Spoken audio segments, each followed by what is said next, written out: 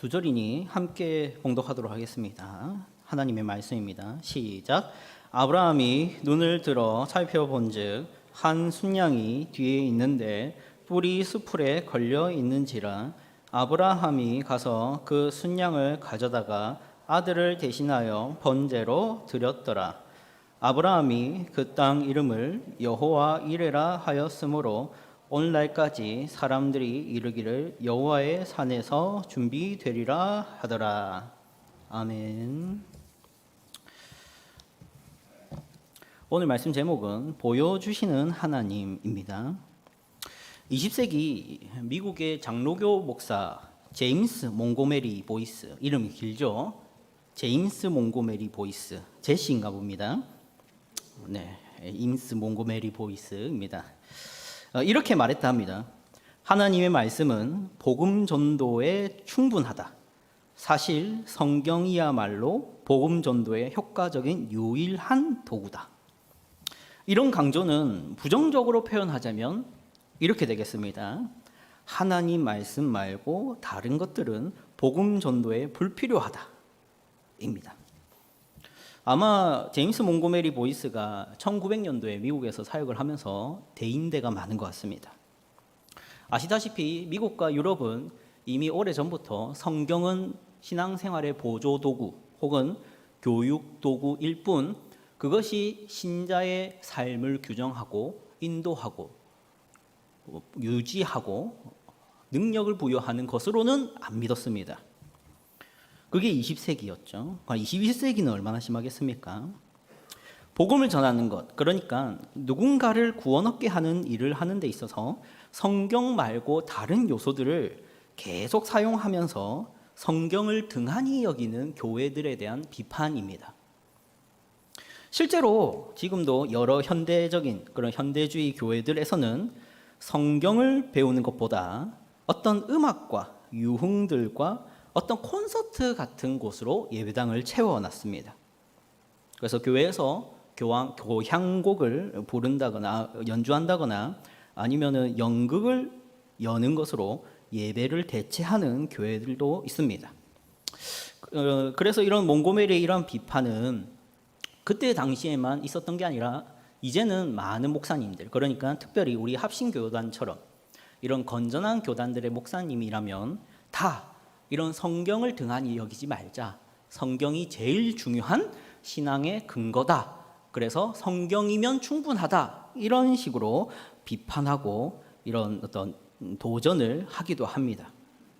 자, 그런데 이 말이 틀린 말은 아닙니다. 성경이면 충분하다. 성경이면 다 된다. 성경 외에 다른 것을 사용할 생각하지 마라. 다른 것보다 우리 하나님의 말씀이 우리가 구원받는 데 유일한 수단이니까. 이런 말들이 맞는 말입니다. 그런데 이제 이런 맞는 말이 우리가 주의해야 될 게 있는데요. 그것이 무엇이냐면 성경은 충분하지만 성경을 읽는 우리가 충분하지가 않습니다. 이걸 좀 생각해 볼 필요가 있습니다. 여러분도 잘 아시다시피 현대 사회는 갈수록 문해력이 떨어진다고 합니다. 문해력. 뭡니까? 문장을 읽고 해석하고 이해하고 뿐만 아니라 그걸 내 삶에 적용하고 그걸 해결하고 하는 능력에 대한 얘기가 문해력이라 합니다. 문해력이 왜 갈수록 떨어질까요? 스마트폰과 멀티미디어 때문에 우리 아이들은 매번 뭘 많이 봅니까? 글보다는 영상 혹은 만화입니다. 우리 이곳에 앉아 계신 분들 80% 이상은 누군가에게 연락을 하려면 뭘 쓰는 삶을 사셨습니까? 젊을 때 편지입니다. 그렇죠? 남자친구가 군대 가면 전화를 할 수 없으니까 뭘 했습니까? 편지. 뭔가 지금 반응이 좀 써본 적 없는 것 같은데, 우리 군대 가신 어른분들도 반응이 없는 거 보니까 많이 슬픈 현실을 겪었나 봅니다. 글을 많이 썼던 세대입니다. 그런데 지금 세대는 글보다는 영상, 통화, 이게 답니다. 그래서 글을 쓰지도 않고 글을 읽지도 않습니다. 자, 그런데 우리 하나님의 말씀은 뭘로 주어졌죠? 영화가 아니라 글로 주어졌습니다. 그래서 우리는 이 예배당에 들어올 때 어떤 멀티미디어 기기를 들고 들어오지 않고 성경책을 들고 옵니다. 이 책으로 예배가 진행됩니다. 책으로 하나님의 말씀을 듣습니다. 그래서 성경은 충분하지만 이걸 읽어야 되는 우리는 너무나도 부족한 능력들을 가지고 있습니다. 그래서 우리 하나님의 말씀이면 충분하다라는 얘기를 하기 전에 우리가 주의해야 되는 것은 우리가 성경을 그럼 어떻게 읽어야 되는가? 어떻게 읽는 것이 올바른 것인가? 어떻게 읽는 것이 잘못된 것인가 하는 공부가 필요합니다. 그냥 불신자의 손에다가 성경책을 딱 쥐어주는 것으로 충분하다가 아니죠. 이걸 어떻게 읽어야 되는지, 왜 읽어야 되는지, 무엇을 볼 수 있어야 되는지, 뭐에 초점을 맞춰야 되는 것인지를 가르쳐줘야 교회를 다닌 적 없는 사람이 성경을 읽고 복음을 발견할 수 있는 것입니다. 이것은 교회를 다닌 적 없는 분들에게만 적용되는 게 아니죠. 우리도 마찬가지입니다. 우리가 더 깊은 신앙, 우리 하나님에 대해서 더 많이 알기 위해서는 성경을 읽되 공부하듯이 읽어야 됩니다. 그렇지 않으면 이렇게 수준이 쌓여가지가 않는 것이죠. 제가 이 서론에서 공부하듯이 읽자라는 것을 왜 강조하느냐? 오늘 설교가 공부하듯이 진행될 것이기 때문입니다. 아주 힘드실 건데 미리 양해를 구하며 이미 서론에서 얘기했다시피 공부하듯이 들어주십시오. 창세기 22장은 어떤 장이냐면 여러분도 잘 아시는 장입니다. 하나님이 아브라함을 시험하는 장인데 뭘 시험하냐면 네 사랑하는 독자 아들 이삭을 바쳐라 라는 명령으로 시험을 하십니다. 그게 22장입니다. 그래서 아브라함이 어떻게 합니까? 아들아 짐 싸라 해서 아들을 번제로 물로 드릴 목제를 아들 손에 쥐어주고 길을 나섭니다. 그리고 어디로 가서 제사를 드리려 하냐면 모리아 땅의 한 산입니다. 그리고 거기에 가서 이삭을 묶고 눕혀서 이제 칼을 들러서 찌르려 하는 순간에 무슨 일이 벌어집니까? 12절이죠. 천사가 나타나셔서, 이 표현으로는 사자가 나타나서 멈춰라 하면서 그 명령을 중단시킵니다. 그리고 어떤 일이 있죠? 눈을 들어 봤더니 수풀에 뭐가 걸려 있습니까? 순양이 걸려 있는 것을 보고 이삭 나와 하고 누구를 죽였다? 순양을 죽여서 번제물로 드렸다. 이게 22장입니다. 우리 너무나도 잘 아는 본문입니다. 그런데 이 본문은 보통 우리가 어떻게 읽냐면 아브라함은 어떻게 이걸 순종할 수 있었지? 아브라함은 어떻게 이걸 믿음으로 이겨낼 수 있었지? 아브라함은 어떻게 이러한 명령을 들으면서 의문을 가지지 않을까? 아브라함은 어떻게 반문을 한 번 안 하지? 왜 이렇게 묵묵히 반발 없이 이삭을 바칠 생각을 할 수 있을까? 나는 안 그런데 로 읽어옵니다. 안 그렇습니까? 그리고 이 본문으로 도전을 많이 주죠. 여러분도 아브라함처럼 믿고 아브라함처럼 순종하는 사람이 되십시오 라는 적용입니다. 자, 그런데 오늘 우리는 그거보다 더 위대한 것을 보고자 합니다. 아브라함이라는 위대한 인물의 위대한 순종이 아니라 더 위대한 일에 대한 모습을 볼 것입니다. 이 12절을 다시 보십시오. 뭐가 나오죠? 아브라함이 순종을 하려고 찌르려 할 때 사자가 나타나 막습니다. 그리고 아브라함의 순종을 멈추게 합니다. 자, 이 표현이 중요합니다. 아브라함의 순종을 멈추게 합니다.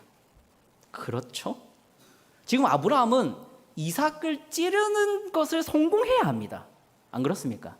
하나님의 첫 번째 명령이 무엇이었습니까? 명령의 내용을 정확하게 무엇이었습니까? 한번 다시 살펴봅시다. 22장 2절을 보십시오. 22장 2절입니다. 제물은 뭡니까? 22장 2절에서 발견하듯이 같이 읽어보겠습니다. 시작. 여호와께서 이르시되 네 아들 내 사랑하는 독자 이삭을 데리고 모리아 땅으로 가서 내가 내게 일러준 한 산 거기서 그를 번제로 드리라. 여기서 제물은 뭐가 돼야 됩니까? 내 사랑하는 독자 이삭이어야 합니다. 제물은 그래야 됩니다. 지역은 어디입니까? 모리아 땅에 무슨 산인지 모르겠는데 무슨 산입니다. 근데 제사 방식은 뭡니까? 어떤 제사 방식을 사용하라 합니까? 번제라는 방식입니다. 번제가 뭔지 설명드리겠습니다. 번제는 일단은 배를 째서 피를 냅니다. 그럼 피를 다 빼고 난 다음에 내장을 꺼내고 그 내장을 씻어서 버립니다. 그리고 남은 몸뚱아리는 조각을 내서 불 위에 태우는 것이 뭐다? 번제의 방식입니다. 이삭을 그렇게 해라는 명령입니다. 자, 그러면 12절에서 아브라함이 이삭을 찌를 수 있었습니까? 없었습니까? 그럼 아브라함은 명령을 순종한 것입니까? 아닙니까? 아직 못하게 되는 겁니다. 하나님은 아브라함의 순종을 중단시킨 것입니다. 이삭을 죽여야 원래의 명령이 수행되는 것이기 때문입니다. 자, 여기서 우리는 한 가지 놀라운 얘기를 하기 이전에 한 가지 생각해 볼 것이 있는데, 하나님의 명령에 대한 것입니다. 오늘 하나님은 분명히 이삭을 바치라는 명령을 주셨습니다. 그런데 이 명령이 중단이 될 수 있는가? 이게 의문인 것이죠. 하나님의 명령이 중단이 될 수 있는가? 우리는 이 하나님의 이 명령에 가진 이 특성, 어떤 특성이냐면 제한성이라는 특성을 좀 살펴볼 것입니다. 에스더서 8장인데요. 에스더서 8장. 거기서 이 8장의 장면은 어떤 장면이냐?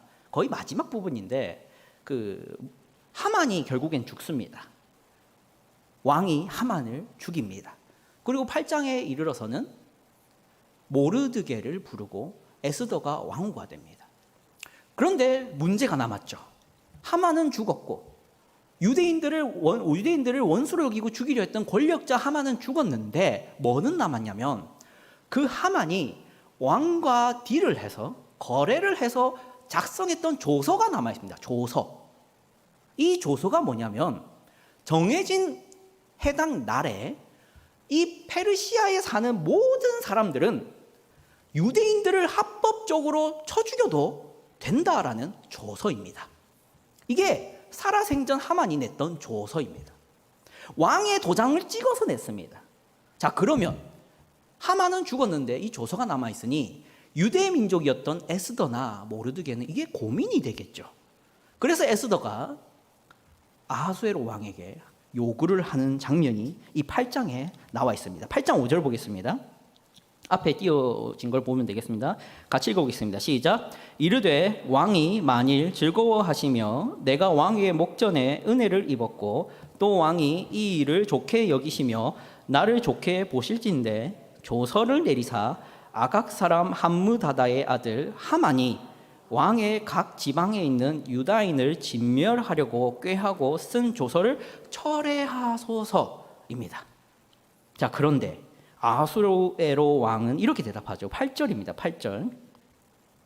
같이 읽겠습니다. 시작. 너희는 왕의 명의로 유다인에게 조서를 뜻대로 쓰고 왕의 반지로 인을 칠지어다. 왕의 이름을 쓰고 왕의 반지로 인친 조서는 누구든지 철회할 수 없음이니라 하니라. 아멘. 이 장면은 단순히 에스더라는 여인과 모르드게라는 한 남자와 아하수에로라는 하나님을 알지도 못하는 국가의 그 왕의 이야기인 것처럼 보이지만 실제로는 우리 성부 하나님과 성자 그리스도와 한 여인에 대한 이야기입니다. 여기서 이 아하수에로는 우리 하나님의 예표로 사용되는데 특별히 여기서 나타나는 이 명령과 관련된 이 문제가 우리가 생각해 볼 지점입니다. 아하수에로 왕이 뭐라고 얘기합니까? 내가 도장 찍어서 낸 조서는 철회할 수 있다 없다? 없다. 그래서 네가 새로운 걸 내라. 이런 식으로 해결을 봐라. 이렇게 얘기를 합니다. 우리 하나님의 명령도 마찬가지라는 것이죠. 우리 하나님의 명령, 네가 선악을 알게 하는 나무의 실과를 먹으면 진정 죽으리라 하는 그 명령은 취소가 됐습니까? 안 됐으니까 우리가 죄인인 겁니다. 하나님의 명령은 취소될 수 없습니다.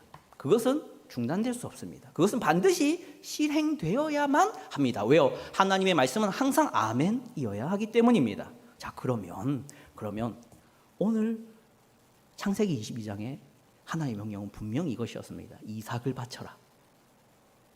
그런데 중단이 됐습니다. 이거 어떻게 이해해야 될까요? 우리는 그 이유를 어떻게 찾아볼 수 있느냐? 12절입니다. 창세기 22장 12절입니다. 창세기 22장 12절입니다. 함께 읽겠습니다. 사자가 이르시되 그 아이에게 내 손을 대지 말라. 그에게 아무 일도 하지 말라. 네가 내 아들 내 독자까지도 내게 아끼지 아니하였으니 내가 이제야 네가 하나님을 경외한 줄 아노라. 이 말씀만 보면요, 어떤 신학자들은 이렇게 말합니다. 하나님이 그 명령을 철회하고 중단하실 수 있었던 이유는 애초에 시험의 목적이었기 때문이야. 아브라함이 순종을 하는지 아닌지, 아브라함이 믿음이 있는지 없는지만 확인한다면 별 문제 아니었던 것이기 때문에 명령은 취소될 수 있는 거야 라고 어떤 신학자들 혹은 대다수의 신학자들은 해석을 합니다만, 저는 그렇게 생각되지 않습니다. 왜냐하면 만약에 하나님이 아브라함의 믿음을 몰랐을까라고 한다면 저는 뭐가 의문이냐면, 하나님이 그걸 어떻게 모르지? 입니다. 아브라함이 순종할 것을 몰랐다는 건가? 그럼 하나님은 전지하지 않다는 건가? 이게 해소가 안 됩니다. 정말로 하나님이 이삭 바치라는 명령을 그냥 시험하려고 장난스럽게 그렇게 했다고는 저는 생각할 수가 없습니다. 하나님의 목적은 또 다른 게 있었다. 이거밖에 저는 답을 못 찾겠습니다. 그럼 그게 뭐냐 하는 것이죠. 그것은 13절입니다. 13절을 보겠습니다. 함께 읽겠습니다. 시작. 아브라함이 눈을 들어 살펴본즉 한 순양이 뒤에 있는데 뿔이 수풀에 걸려 있는지라. 아브라함이 가서 그 순양을 가져다가 아들을 대신하여 번제로 드렸더라. 아멘. 이게 목적인 거죠. 그런데 이게 목적이다라고 말하면 선뜻 받아들이기가 어려운 게, 그게 도대체 뭐가 목적이 될 수 있느냐 하는 겁니다. 하나님이 이삭을 바쳐서 하나님이 이삭을 바치라는 그 명령을 통해서 아브라함의 믿음을 시험하는 것이 목적이 아니라 이 순양을 결국 바치게 하는 것이 목적이란 말이 도대체 무슨 말입니까? 전도사님, 이런 생각을 하실 수도 있겠습니다. 자, 그런데 이것이죠. 하나님께서 정말로 시험이 목적이었으면 이삭을 바치는 것을 이제 중단하셨으면 하산시켜야 됩니다. 그렇죠? 지금 사자가 그랬잖아요. 네가 나 경외한 줄 알겠다. 그럼 이제 이야기는 여기서 끝나야 정상 아닙니까? 확인했다. 너 믿음 있는 거 내가 확인했다. 이삭 진짜 바치려 했는 거 내가 확인했다. 그러면 이제 내려가라. 이렇게 이야기가 끝나야 되는데 안 끝나죠. 13절이 나오죠. 13절에 뭐가 나옵니까? 순양을 발견하고 그 순양을 이삭을 대신해서 바쳤다로 이야기가 이어집니다. 우리는 하나님의 궁극적인 목적을 볼 줄 알아야 됩니다. 성경을 읽으면서 우리는 하나님의 표면적인 어떤 운행과 표면적인 다스림과 이 이면에 있는 궁극적인 그 다스림을 구분을 잘 못하고 성경을 읽을 가능성이 많습니다. 오늘 아브라함을 통해서 하나님의 목적은 단순히 아브라함의 시험이 아니라 결국 순양을 바치는 자리까지입니다. 이삭을 바치게 되는 것이 아니라 순양을 대신해서 바치는 것으로 하나님의 명령이 만족되는 것이 하나님이 보여주고자 하는 궁극적인 목적입니다. 이것을 바로 우리는 예수님께 들고 갈 수 있지만 조금은 자제력을 가지고 좀 더 생각해 볼 것이 있습니다. 그것이 뭐냐면 이런 것입니다. 우리가 성경을 읽을 때 보통 어떤 인물이 순종을 잘하느냐 못하느냐를 통해서 그럼 나는 여기에 비추어 봤을 때 순종을 잘할까 못할까를 보는 것에 주된 관심을 가지고 성경을 읽을 때가 많습니다. 오늘 창세기 22장을 읽을 때도 그렇게 읽을 수 있습니다. 아브라함이 순종을 이렇게 잘했네? 그럼 나도 순종을 잘해야 될 텐데. 이런 목적을 두고 성경을 읽는 것이죠. 하지만 하나님께서 진정으로 이 책을 기록한 궁극적인 이유는요, 물론 그것도 있지만 하나님을 보여주기 위해서입니다. 순종 잘하냐 못하냐의 한 인간 상들을, 한 인간 예들을 보여주고자 하는 게 성경의 주된 목적이 아니라, 그래서 하나님이 뭔가를 하신다를 보여주는 게 궁극적인 목적이라고요. 우리가 성경을 읽을 때는 거기에 초점을 맞춰야 됩니다. 우리는 자꾸만 우리 내가 평소에 순종하지 못했잖아. 내가 더 기도하지 못했잖아. 내가 더 선을 행하지 못했잖아. 내가 더 순종하며 살지 못했잖아. 신자답지 못했잖아. 이런 죄책감이 있어서인지 모르겠는데 성경을 볼 때마다 나는 어떻게 저렇게 하지? 나는 어떻게 아브라함처럼 하지? 야곱처럼 하지? 이삭처럼 하지? 다윗처럼 하지? 이것을 보는데 이런 뭐랄까요? 성급합니다. 하지만 우리 하나님이 정말로 우리에게 보여주고자 쓰신 이 책은 하나님 자신입니다. 하나님은 성경책을 통해서 하나님 자신을 보여주고 싶어 하십니다. 오늘 아브라함에게 마찬가지로 그렇게 하시는 것이죠.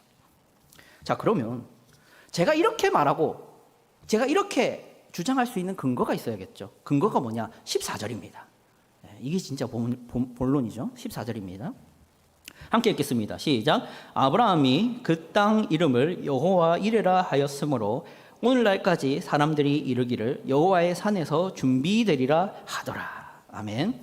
이거 다들 아시는 본문입니다. 여호와 이레라는 이름 때문에 그런 것 같습니다. 아브라함이 이 일을 겪은 후에 이곳의 이름을 뭐라고 짓습니까? 여호와 이레라는 지명을 붙입니다. 개역개정 성경에서는 여호와의 산에서 준비되리라 라고 뒤에서 얘기를 하니까 여호와 이레란 준비하시는 여호와로 이해하고는 하는데요. 물론 그렇게 해석할 수도 있습니다만, 자, 이제 제가 서론에서 경고드린다시피 공부를 좀 해야겠습니다. 앞에 좀 봐주십시오. 이거는 제가 직역한 건데요. 제가 직역한 본문은 이렇습니다. 같이 읽어보겠습니다. 시작. 아브라함이 그곳 이름을 여호와 이레라고 불렀으니 오늘날까지도 사람들은 여호와의 산에서 그가 보이시리라고 말한다. 뭔가 다르죠? 제가 번역한 것과 개역개정이 번역한 게 다르죠? 뭐가 다릅니까? 준비가 아니라 보이신다는 겁니다. 어떻게 그렇게 할 수 있냐? 어떻게 이렇게 다를 수 있냐? 자, 원어를 좀 보겠습니다. 원어를 띄워주십시오. 네. 이것 때문에 당부드렸습니다. 이레라고 번역된 이 단어가 저렇게 생겼습니다. 그런데 동사 라아가 기본형입니다. 라아라는 동사에서 이레가 나옵니다. 뭔가 비슷하게 생겼죠? 라아를 보십시오. 라아의 뜻이 뭡니까? 보다입니다. 영어로 SEEC입니다. 이게 라아입니다. 여기에 사용된 동사가 라아입니다. 여호와 이레가 라아에서 나온 겁니다. 그래서 여호와의 산에서 준비하시리라라고 번역하는 게 맞지 않고요. 더 정확하게 직역을 하자면 여호와의 산에서 그가 어떻게 하시리라? 보이시리라가 이 본문의 원래 의미입니다. 오해가 많았죠. 자, 그러면 여기서 이제 중요한 사실입니다. 아브라함이 이름을 붙인 거잖아요. 그렇죠? 그 아브라함이 도대체 뭘 보고 여호와를 봤다는 겁니까? 그렇죠? 아브라함이 뭔가를 봤으니까 여호와를 내가 봤다라는 얘기를 하는 것이겠죠. 자, 기호 3개가 있습니다. 번호 3개가 있습니다. 맞춰보십시오. 1번 여호와의 사자, 2번 이삭, 3번 순양. 뭐겠습니까? 예? 사자, 이삭, 3번이죠. 뭘 보고 여호와를 봤다고요? 순양을 보니 여호와를 내가 봤다라는 얘기를 아브라함이 한다는 겁니다. 이렇게 해석할 수 있는 근거가 뭐냐? 우리는 이 본문에서 아브라함이 뭔가를 봤다라고 강조되는 본문을 찾아볼 수 있습니다. 그게 뭐냐면 13절입니다. 13절 다시 보십시오. 자꾸 왔다 갔다 해서 죄송합니다. 13절입니다. 같이 읽어보겠습니다. 시작. 아브라함이 눈을 들어 살펴본즉 한 순양이 뒤에 있는데 뿔이 수풀에 걸려 있는지라 아브라함이 가서 그 순양을 가져다가 아들을 대신하여 번제로 드렸더라. 요게 아브라함이 눈을 들어 살펴본즉, 그 살펴본즉이 라아입니다. 같은 라아입니다. 그러니까 아브라함이 뭔가 살펴보는, 직접 뭔가 열심히 찾아본 대상은 순양밖에 없습니다. 그리고 여호와 이레가 나오는 것이죠. 자, 여러분, 이거 요즘 애들이 하는 그런 건데 안 해야겠습니다. 이해 못할 것 같아서. 그 어그로라는 게 있는데 이게 뭐냐면 뭔가 주의 집중시키려고 이렇게 노력하는 것입니다. 그래서 제가 이렇게 앞에서 춤을 막 추는 이유가 뭘까요? 춤 자랑하려고요? 집중하라고. 제가 그 청구중 설교 가면서 매주 춤을 췄습니다. 어떻게든 집중시켜 보려고 안 믿는 애들 매주 춤을 췄습니다. 그러니까 춤을 추려는 거는 제 자랑을 하는 게 아니라 집중의 목적이죠. 하나님께서 아브라함을 불러다가 모리아 산까지 가게 해서 이삭을 바치는 장면을 연출하시고 결국에는 멈춰라 하시고 수풀에 순양이 걸려있는 걸 보여주신 이유가 그 어그로입니다. 주의 집중입니다. 왜요? 뭘 주의 깊게 보게 하려고요? 순양을 보게 하려고. 그게 하나님의 주된 궁극적인 목적이었습니다. 우리가 성경에서 이것에 집중을 해야 한다는 것이죠. 자, 이제 우리는 여기서 이제 발견되는 한 가지 진리를 두고 구체적인 적용을 좀 해볼 필요가 있을 것 같습니다. 여기서 우리가 발견할 수 있는 진리는 이것입니다. 하나님과 평생을 동행해 온 아브라함의 일생 동안 내가 여호와를 봤다라고 확신하는 그 순간은 이 여호와 이레라고 이름 붙인 이 장소밖에 없습니다. 안 그렇습니까? 아브라함이 내가 여호와를 봤다 라고 말했던 적은 그 어디도 없습니다. 여기밖에 없습니다. 자, 생각해보죠. 아브라함이 정말 위대한 일을 겪었는데도 여호와 이레라고 말하지 않았던 장소가 대표적으로 뭐가 있냐면 이집트의 기근 때문에 내려갔다가 바로 왕이 굴복을 하죠. 그때 아브라함은 여호와 이레라는 단어를 썼습니까? 안 썼습니다. 또 롯이 납치가 되죠. 세계의 대전쟁이 일어납니다. 여러 국가들이 전쟁을 합니다. 거기에 아브라함이 뛰어들어서 전쟁에 승리하고 롯을 구출해 오죠. 거기서도 우리 아브라함은 여호와 이레라는 말을 안 합니다. 또 롯과 결별한 뒤에 아브라함은 재산이 불어납니다. 그때도 아브라함은 여호와 이레라는 말을 안 합니다. 또 하나님의 진노로 인해서 소돔과 고모라가 멸망했을 때 그것을 보면서도 여호와 이레라고 말을 안 합니다. 마지막으로 하나만 더 얘기하죠. 아브라함의 100세 때 누굴 낳죠? 그때도 거기를 여호와 이레라고 말했습니까? 안 했습니다. 여호와 이레는 어디서만 썼다고요? 모리아 산에 수풀에 걸린 순양을 보고 아들이 죽어야 되는 때에 양이 대신 죽는 그 순간에 여호와 이레라고 했다는 겁니다. 사랑하는 성도 여러분, 우리가 생각해 볼 것은 이것이죠. 우리가 하나님을 보고 싶고 우리 여호와를 만나고 싶고 우리 하나님과 가까이 하고 싶은 것은 우리 모두의 바람 아닙니까? 저만 바라는 거 아니지 않습니까? 그러면 모리아 산 순양, 인간을 대신해서 죽는 그 어떤 존재에게 집중하시라는 겁니다. 그게 누굽니까? 예수 그리스도시죠. 우리 예수님이 이렇게 말씀하십니다. 요한복음 14장 6절부터 9절입니다. 함께 읽겠습니다. 시작. 예수께서 이르시되 내가 곧 길이요 진리요 생명이니 나로 말미암지 않고는 아버지께로 올 자가 없느니라. 너희가 나를 알았더라면 내 아버지도 알았으리로다. 이제부터는 너희가 그를 알았고 또 보았느니라. 빌립이 이르되 주여 아버지를 우리에게 보여주옵소서 그리하면 족하겠나이다. 예수께서 이르시되 빌립아 내가 이렇게 오래 너희와 함께 있으되 네가 나를 알지 못하느냐. 나를 본 자는 아버지를 보았거늘 어찌하여 아버지를 보이라 하느냐. 아멘. 사랑하는 성도 여러분, 아브라함은 사실 그림자를 본 겁니다. 모리아 산이 실제로 예루살렘 성전이 지어지는 장소고 그 모리아의 그 산은 예수 그리스도께서 십자가에 달려야 되는 그 골고다 언덕이 맞다라는 추측들을 많이 합니다. 또한 그 모리아 산에서 아들 이삭이 죽어야 될 때 순양이 대신 죽은 것도 맞습니다. 또한 그 순양은 제물에 적합한 짐승이기도 합니다. 그러나 그게 예수의 실체는 아닙니다. 그런데 아브라함은 그걸 봐서도 그것을 보고서도 내가 여호와를 보았다 했습니다. 그런데 예수님을 보면서도 하나님을 못 보는 것은 얼마나 슬픈 일일까요?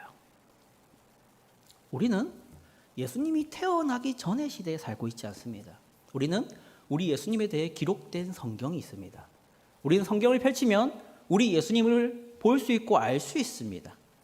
그런데 예수님을 보면서도 하나님을 보지 못한다는 것은 얼마나 절망스러운 일이겠습니까?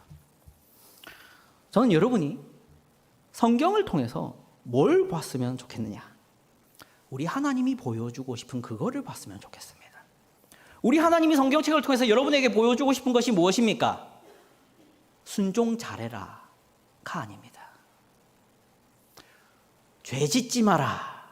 그것도 궁극적인 목적은 아닙니다. 하나님의 궁극적인 목적은 무엇입니까? 내가 이렇게 너를 대신해서 죽을 것이다. 실패하는 너, 죄 짓는 너, 또 넘어지는 너, 내 말은 그렇게 억척스럽게 듣지 않는 너, 하나님을 믿는다 하면서 우상을 섬기는 너, 나를 사랑한다 말하면서 창녀처럼 다시 세상을 사랑하는 너, 그런 너를 사랑해서 내가 죽을게, 이거를 보여주고 싶어 하십니다. 여러분이 성경을 보면 무엇을 보십니까? 이스라엘의 죄, 순종 잘하는 어떤 위대한 성인의 믿음의 선배의 어떤 위대한 순종들, 그거를 보십니까? 아니면 여러분은 정말 우리를 대신해서 일하시고 멸시당하시고 업신여기시고 업신여김 받으시고 그 이름이 수치를 당하시고 짓밟히고 팔려가고 돌아오고 다시 팔려가고 다시 배반당하고 다시 채찍맞고 십자가에 달려 죽기까지 사랑하신 분을 보십니까? 저는 여러분이 예수님을 보셨으면 좋겠습니다. 하나님을 보고자 하는 여러분, 예수님을 보셨으면 좋겠습니다. 하나님께서 그걸 원하십니다. 우리 한 가지 구절을 보고 말씀을 마치겠습니다. 왕상 19장 11절로부터 12절 말씀입니다. 열왕기상 19절로부터 11절 말씀입니다. 같이 읽겠습니다. 시작. 여호와께서 이르시되 너는 나가서 여호와 앞에서 산에 서라 하시더니 여호와께서 지나가시는데 여호와 앞에 크고 강한 바람이 산을 가르고 바위를 부수나 바람 가운데에서 계시지 아니하며 바람 후에 지진이 있으나 지진 가운데에도 여호와께서 계시지 아니하며 또 지진 후에 불이 있으나 불 가운데에도 여호와께서 계시지 아니하더니 불 후에 세미한 소리가 있는지라. 우리는 이 말씀 그대로를 아브라함의 일생에 적용해 볼 수 있습니다. 우리 아브라함 얼마나 위대한 일들을 많이 겪었습니까? 재산이 불어납니다. 바로가 굴복합니다. 낳을 수 없는데 아이를 낳습니다. 자기가 기도를 멈추었더니 한 도시가 멸망합니다. 하나님께서 와서 대면하여 말씀도 하십니다. 그런데 거기 하나님이 없습니다. 어디에 있습니까? 어디에 하나님이 있다고 고백합니까? 모리아 산 수풀에 걸린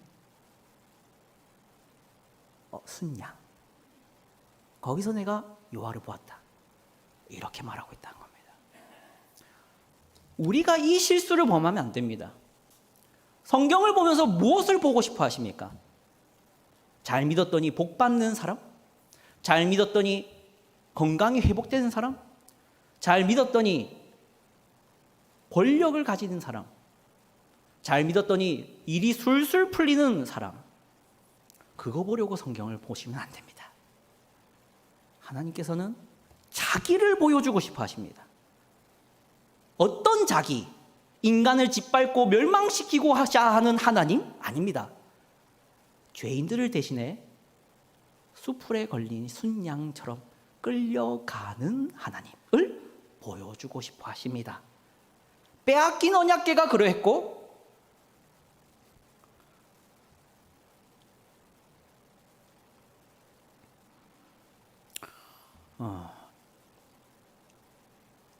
실제 우리 주님이 그러했습니다. 우리 주님이 끌려가셨습니다. 끌려가셔서 강을 건너다 옷이 젖으시고 밤새 희롱당하셨습니다. 그거를 보여주고 싶어 하십니다. 왜요? 하나님은 폭력과 강압으로 여러분에게 나타나시고 싶어 하시지 않고 사랑으로 나타나고 싶어 하시기 때문에 하나님은 군림하는 자로 여러분에게 오시지 않고 우선 어린 양과 같이 나약한 모습으로 인간이 되시고 자라나시고 사람의 손에 이리저리 끌려다닌 것과 같은 그런 삶을 사시고 배반당하시고 수치당하시고 매맞으시고 모욕당하시고 십자가에 달려 죽는 그런 비참한 모습으로 보여주고 싶어 하시는 분이십니다.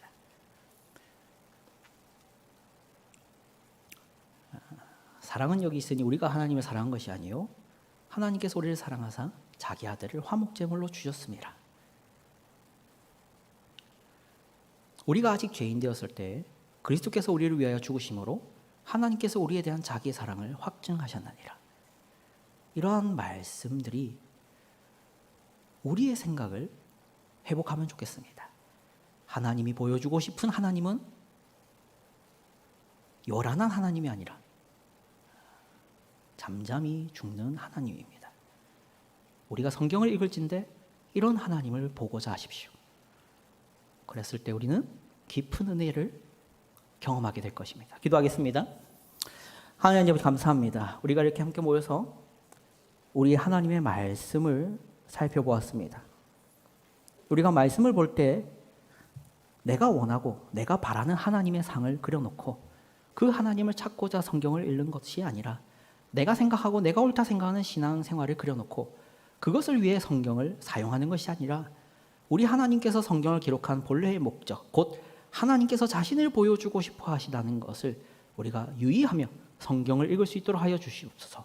그리하여 우리가 성경을 통해서 하나님의 아들 예수 그리스도를 날마다 바라보며 그 아들 예수 그리스도께서 우리를 위하여 어디까지 희생하시고 뼈 맞으시고 살이 찢기시고 희생하셨는지를 알아.